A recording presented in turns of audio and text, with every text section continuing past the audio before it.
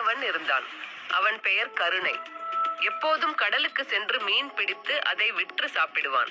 ஒரு நாள் அவன் மீன் பிடிக்கும் வலையில் ஒரு சின்ன தங்க மீன் சிக்கியது. அது பளபளப்பாக ஒருவிதமான ஒளி வீசியது. அப்பப்பா, இது என்ன அழகு என்று ஆச்சரியப்பட்டான் கருணை. அச்சமயம் தங்க மீன் பேசியது. தயவு செய்து என்னை விடுங்கள், நான் உங்களுக்கு எந்த வரமும் தர முடியும் என்றது அது. கருணைக்கு கொஞ்சம் பயமாக இருந்தாலும் அவன் ஒரு நல்ல மனிதன்.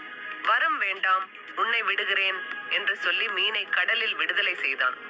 நன்றி, உங்கள் நல்ல மனதிற்கு உங்கள் வலையில் எப்போதும் நிறைய மீன் கிடைக்கும் என்று சொல்லி தங்க மீன் மறைந்தது. மறுநாள் முதல் கருணையின் வலையில் உண்மையிலேயே நிறைய மீன் கிடைத்தது. அவன் செல்வந்தனாக மாறவில்லை, ஆனால் அவனுக்கும் அவன் குடும்பத்திற்கும் போதுமான அளவு சாப்பாடு கிடைத்தது. அவன் மகிழ்ச்சியாக வாழ்ந்தான். அவனுடைய அயல்காட்டில் இருந்த ஒரு பொறாமைக்காரன் இதை கேள்விப்பட்டான்.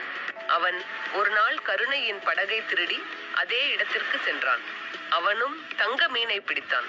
தங்க மீன் அதே வரத்தை கேட்டது.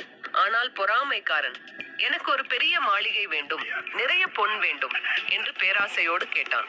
தங்க மீன் தலையை அசைத்தது. உன்னுடைய பேராசைக்கு தண்டனை இதோ என்று சொல்லி மீன்கள் எல்லாம் மறைந்தன. பொறாமைக்காரனின் வலையில் அன்று முதல் ஒரு மீன் கூட வரவில்லை. அவன் ஏழையாகவே இருந்தான். கருணை தன் எளிமையான வாழ்க்கையை விடாமல் நல்ல மனதோடு வாழ்ந்து மற்றவர்களுக்கும் உதவினான். நல்லது செய்தால் நல்லது கிடைக்கும்.